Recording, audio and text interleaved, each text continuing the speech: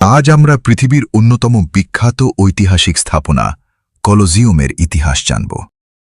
এমন একটি স্থাপনা যা একসময় ছিল রোমান সাম্রাজ্যের শক্তি, ক্ষমতা এবং বিনোদনের প্রতীক। কিন্তু একই সঙ্গে এটি মানুষের নিষ্ঠুরতা, অহংকার এবং দুনিয়ার অস্থায়িত্বেরও একটি জীবন্ত সাক্ষী। চলুন প্রায় 2000 বছর পেছনে ফিরে যাই। কলোজিয়াম হল প্রাচীন রোমের একটি বিশাল অ্যাম্ফিথিয়েটার বা উন্মুক্ত স্টেডিয়াম। এটি অবস্থিত রোম শহরের কেন্দ্রস্থলে। বর্তমান যুগে আমরা ফুটবল স্টেডিয়াম বা বড় বড় ক্রীড়াঙ্গন দেখি, কিন্তু আজ থেকে প্রায় 2000 বছর আগে রোমানরা এমন একটি স্থাপনা নির্মাণ করেছিল যা সেই সময়ের প্রকৌশল ও স্থাপত্যকলার এক বিস্ময় ছিল। এটি পৃথিবীর সবচেয়ে বড় প্রাচীন অ্যাম্ফিথিয়েটার হিসেবে পরিচিত।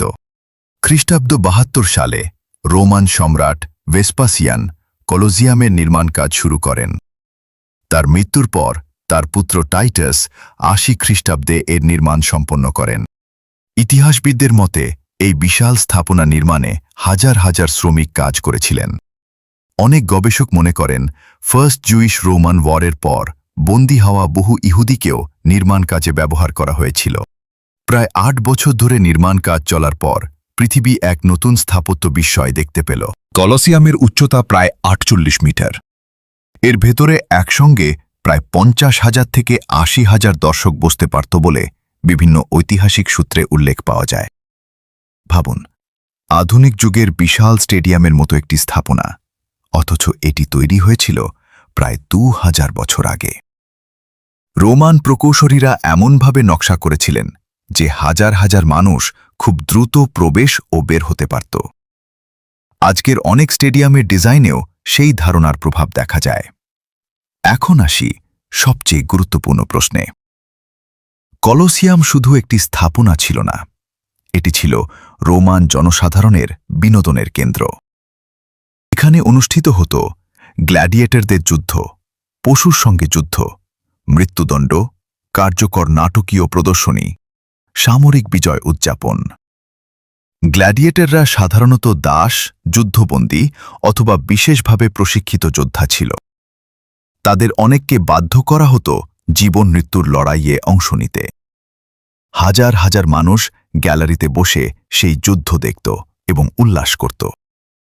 কখনো কখনো যুদ্ধ চলত যতক্ষণ না একজন যোদ্ধা নিহত হতো। কলোসিয়ামের ইতিহাসের সবচেয়ে ভয়াবহ দিকগুলোর একটি ছিল বন্য প্রাণীদের ব্যবহার। আফ্রিকা ও সাম্রাজ্যের বিভিন্ন অঞ্চল থেকে সিংহ, বাঘ, চিতা, হাতি, ভালুক এবং অন্যান্য প্রাণী আনা হতো। এগুলোকে মানুষের বিরুদ্ধে অথবা একে অপরের বিরুদ্ধে লড়াই করানো হতো। অনেক প্রাণী শুধু জনসাধারণের বিনোদনের জন্য হত্যা করা হয়েছে। আজ আমরা ইতিহাস পড়ে বিস্মিত হই, কিন্তু সেই যুগে এটি ছিল স্বাভাবিক বিনোদনের অংশ। অনেকেই জানেন না যে কলোসিয়ামের নিচে একটি বিশাল ভূগর্ভস্থ অংশ ছিল। এটিকে বলা হতো হাইপোগিয়াম।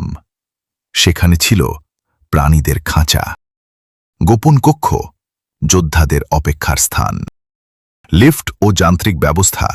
মাটির নিচ থেকে হঠাৎ করে প্রাণী বা যোদ্ধাদের মঞ্চে তুলে আনা হতো, যা দর্শকদের জন্য ছিল অত্যন্ত নাটকীয় ও চমকপ্রদ। প্রিয় দর্শক, এখন জানব কলোসিয়াম সম্পর্কে এমন কিছু তথ্য যা শুনে আপনি অবাক হতে পারেন। কলোসিয়ামের আসল নাম কলোসিয়াম ছিল না, অনেকেই জানেন না। কলোসিয়াম নামটি মূল নাম নয়, এর প্রকৃত নাম ছিল ফ্লাভিয়ান অ্যাম্ফিথিয়েটার। পরে কাছাকাছি একটি বিশাল মূর্তি থাকার কারণে মানুষ একে কলোসিয়াম নামে ডাকতে শুরু করে। কলোসিয়ামে একসময় সমুদ্রযুদ্ধও দেখানো হতো। শুনতে অবিশ্বাস্য লাগলেও ইতিহাসবিদদের মতে প্রাথমিক যুগে কলোসিয়ামের ভেতর পানি ভরে ছোট আকারের নৌযুদ্ধ প্রদর্শন করা হতো। ভাবুন, আজকের একটি স্টেডিয়ামকে হঠাৎ করে পানিতে ভরে নৌযুদ্ধ দেখানো হচ্ছে। 2000 বছর আগে এটি ছিল এক বিস্ময়কর প্রযুক্তি। বর্তমান যুগের মতোই দর্শকদের জন্য নির্দিষ্ট আসন নম্বর ছিল। টিকিটে লেখা নম্বর দেখে মানুষ তাদের আসন খুঁজে নিত। অর্থাৎ আধুনিক স্টেডিয়ামের ধারণা নতুন নয়, এর শিকড় অনেক পুরনো। ধনী ও গরিবদের আসন ছিল আলাদা। রোমান সমাজে শ্রেণী বৈষম্য ছিল স্পষ্ট। সম্রাট, সেনেটর এবং অভিজাতরা নিচের সারিতে বসতেন। সাধারণ মানুষ উপরের দিকে বসতেন, আর দাস ও নিম্ন শ্রেণীর মানুষদের জন্য ছিল সবচেয়ে দূরের আসন। কলোসিয়ামের ওপর ছিল বিশাল ছাউনি। গরম রোদ থেকে দর্শকদের রক্ষা করার জন্য বিশাল কাপড়ের ছাউনি ব্যবহার করা হতো। এটিকে বলা হতো ভ্যালারিয়াম। নাবিকরা এই বিশাল ছাউনিটি পরিচালনা করতেন। কলোসিয়ামের দেয়ালে দেয়ালে একসময় ছিল মার্বেলের সৌন্দর্য। আজ আমরা যে ভাঙা পাথর দেখি, অতীতে তা ছিল চকচকে মার্বেল দিয়ে আবৃত। সূর্যের আলো পড়লে পুরো স্থাপনাটি ঝলমল করত। হাজার বছরের বেশি সময় ধরে পাথর চুরি হয়েছে। রোমের অনেক প্রাসাদ, চার্চ ও ভবন নির্মাণে কলোসিয়ামের পাথর খুলে নিয়ে ব্যবহার করা হয়েছে। অর্থাৎ কলোসিয়ামের একটি অংশ আজও রোম শহরের বিভিন্ন স্থাপনায় ছড়িয়ে আছে। এখানে একসময় বজ্রপাতও আঘাত হেনেছিল। মধ্যযুগে বজ্রপাত ও অগ্নিকাণ্ডে এর কিছু অংশ ক্ষতিগ্রস্ত হয়। এরপর ভূমিকম্প বড় ধরনের ক্ষতি করে। তবুও এটি এখনও দাঁড়িয়ে আছে। আজ আমরা কলোসিয়ামকে একটি ঐতিহাসিক স্থাপনা হিসেবে দেখি, কিন্তু প্রায় 2000 বছর আগে এটি ছিল রোমান সাম্রাজ্যের সবচেয়ে বড় বিনোদন কেন্দ্র, যেখানে হাজার হাজার মানুষ জীবন মৃত্যুর খেলা দেখতে জড়ো হতো। কলোসিয়ামের সবচেয়ে জনপ্রিয় খেলা ছিল গ্ল্যাডিয়েটরদের যুদ্ধ। দাস, যুদ্ধবন্দী বা অপরাধীদের প্রশিক্ষণ দিয়ে যোদ্ধা বানানো হতো। এরপর তারা তলোয়ার, বর্শা ও ঢাল নিয়ে একে অপরের বিরুদ্ধে লড়াই করত। দর্শকরা উল্লাস করত, আর বিজয়ী যোদ্ধা খ্যাতি অর্জন করত। কখনো কলোসিয়ামে সিংহ, বাঘ, চিতা, ভালুক ও অন্যান্য বন্য প্রাণী আনা হতো। প্রশিক্ষিত যোদ্ধা কিংবা কখনো বন্দীদের এসব প্রাণীর সামনে ছেড়ে দেওয়া হতো। এরপর শুরু হতো ভয়ঙ্কর লড়াই। কখনো শুধু মানুষ নয়, প্রাণীদের মধ্যেও যুদ্ধ করানো হতো। বিভিন্ন হিংস্র ও শক্তিশালী প্রাণীকে মুখোমুখি দাঁড় করিয়ে দর্শকদের জন্য প্রদর্শনী করা হতো। কখনো কলোসিয়াম ছিল প্রকাশ্য শাস্তি কার্যকরের স্থানও।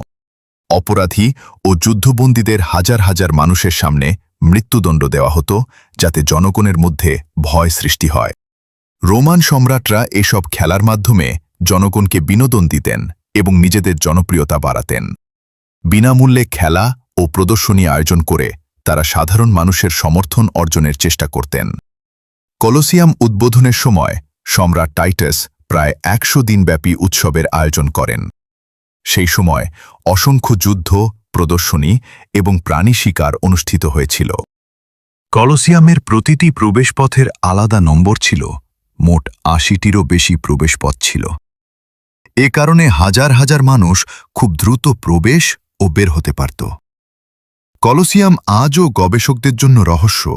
অনেক ঐতিহাসিক প্রশ্নের উত্তর এখনও পুরোপুরি জানা যায়। কিভাবে এত দ্রুত নির্মাণ সম্পন্ন হয়েছিল এবং কিভাবে কিছু যান্ত্রিক ব্যবস্থা পরিচালিত হতো, এসব নিয়ে এখনও গবেষণা চলছে।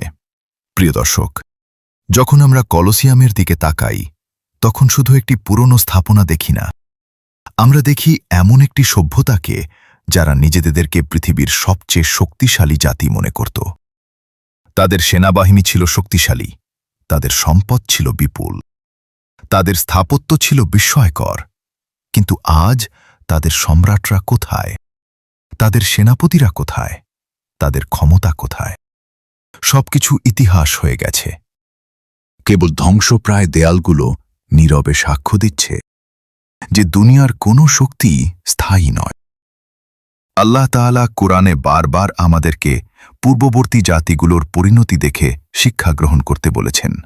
আজ কলোসিয়াম সেই শিক্ষারই একটি জীবন্ত উদাহরণ।